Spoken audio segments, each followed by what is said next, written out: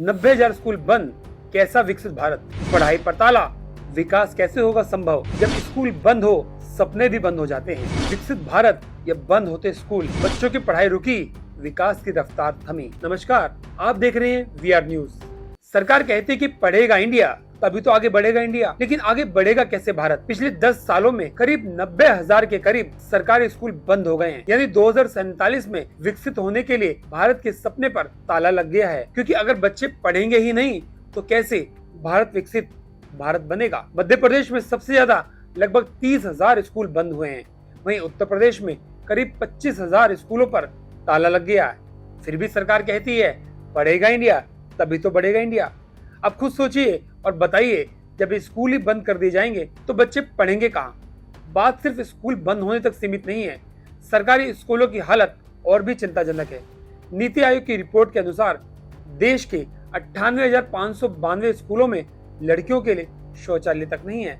इसका मतलब हो गया, अगर बच्चे स्कूल आए तो वो पहले पढ़ाई की चिंता करें, अपनी गरिमा और सुरक्षा की नहीं।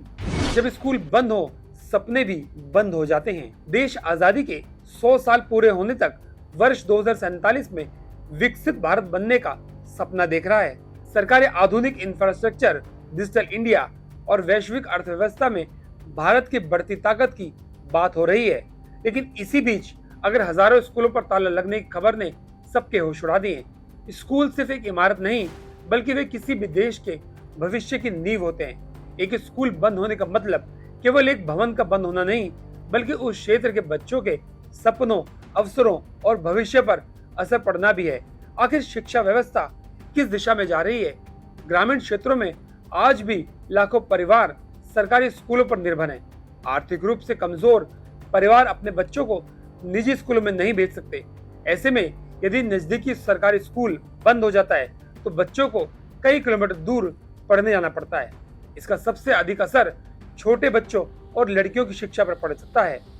विकसित भारत या बंद होते स्कूल, शिक्षा के जानकारों का कहना है कि किसी भी देश की प्रगति उसकी शिक्षा व्यवस्था पर निर्भर करती है। जापान, दक्षिण कोरिया, सिंगापुर और कई विकसित देशों ने शिक्षा में निवेश कर अपनी अर्थव्यवस्था को मजबूत बनाया है। भारत भी यदि विकसित राष्ट्र बनने का लक्ष्य रखता है तो शिक्षा को सबसे बड़ी प्राथमिकता देनी होगी। वहीं राज्य सरकारों का तर्क होता है कि कई स्कूलों में छात्रों की संख्या बेहद कम हो गई है। कहीं कहीं केवल कुछ छात्र ही पढ़ने आते हैं, जबकि शिक्षकों और संसाधनों की व्यवस्था अलग से करनी पड़ती है।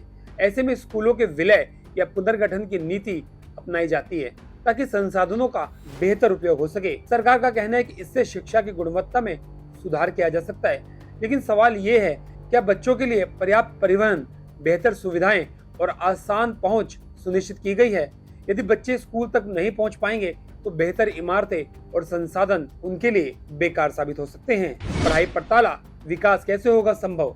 आज देश डिजिटल शिक्षा की बात कर रहा है, लेकिन अभी भी कई ग्रामीण क्षेत्रों में इंटरनेट, स्मार्टफोन और तकनीकी सुविधाओं की कमी है।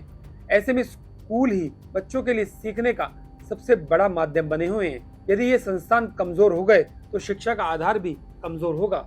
विकसित भारत का सपना केवल बड़ी इमारतों, एक्सप्रेस और उद्योगों से पूरा नहीं होगा। यह सपना तब साकार होगा जब हर बच्चा स्कूल पहुंचेगा, अच्छी शिक्षा पाएगा, अपने सपनों को पूरा करने का अवसर प्राप्त करेगा।